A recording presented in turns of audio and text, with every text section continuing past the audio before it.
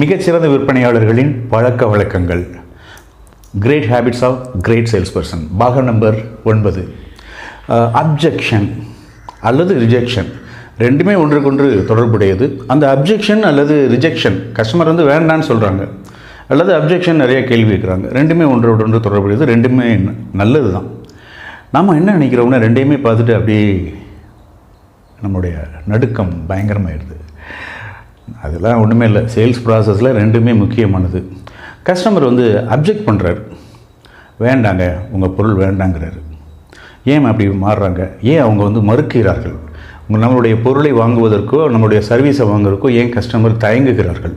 அவங்களுக்கு unwanted experience ஏதாவது இருக்கலாம், தேவையில்லாத கசப்பான கடந்த கால நினைவுகள் இருக்கலாம், அந்த ஞாபகங்கள் இருக்கலாம், யாராவது வாக்குறுதி கொடுத்துட்டு செய்யாமல் இருந்திருக்கலாம், பழைய சேல்ஸ் பர்சன் யாராவது ஒருத்தங்க தவறான உறுதிமொழிகளை கொடுத்துருக்கலாம், அல்லது சர்வீஸ் வந்து மோசமாக இருந்திருக்கலாம், அல்லது விலையை கூட்டியிருக்கலாம், குறைச்சிருக்கலாம், ஏதோ இருக்கலாம். அப்போ நான் வந்து ரொம்ப ஜாக்கிரதையாக இருக்கணும் அப்படிங்கிற உணர்வு வாடிக்கையாளர்களுக்கு நிச்சயமாக வரும். நாமே ஒரு வாடிக்கையாளர் இருந்தோம்னா நிச்சயமாக அந்த பழைய காயங்கள்லேருந்து இங்கே பார்த்து பேசுவோம். இவனை நம்மளை ஏமாற்றிடுவானோ, இவனை நம்மளை விலையை கூட்டி வச்சுருவானோ, அந்த மாதிரியான விஷயங்கள் கஸ்டமருக்கு நிச்சயமாக இருக்கும். அப்போ அவங்களுக்கு நம்ம செய்ய வேண்டியது என்னது? அவங்களுடைய டவுட்டை கிளியர் பண்ண வேண்டியது. சார் நீங்கள் எதிர்பார்க்குறது என்ன? நீங்கள் எந்த மாதிரியான விஷயங்கள் ஏற்கனவே என்ன பண்ணியிருக்காரு, ஏற்கனவே அவருடைய அன்வான்ட் அந்த பாஸ்ட் இருக்கு இல்லையா, ஏற்கனவே ஏமாற்றப்பட்டோம் அப்படிங்கிற உணர்வை நீங்கள் வந்து இங்கே அதெல்லாம் நான் அப்படி கிடையாதுங்க அப்படிங்கிற விஷயத்தை நாம் வந்து இங்கே மறைமுகமாகவும் நேரடியாகவும் செய்கைகள் மூலியமாகவும் உணர்வுகள் மூலியமாகவும் வார்த்தைகள் மூலியமாகவும் நாம் சொல்கிறோம். இது வந்து ரிஜெக்ஷன். ரிஜெக்ஷனுக்கு அப்புறம் தான் இந்த அப்ஜெக்ஷன் அப்படிங்கிறது வரும். டவுட்ஸ் எல்லாம் கிளியர் பண்ணுவாங்க. ரிஜெக்ஷன் வேறு, அப்ஜெக்ஷன் வேறு. ரிஜெக்ஷன் அப்படி இருக்கும். அப்ஜெக்ஷன் ஹேண்ட்லிங்கிறது வந்து வாங்கலாம்ங்கிற ஒரு உணர்வும் இருக்கும், ஆனால் அவருக்கு நிறைய டவுட்ஸ் இருக்கும்.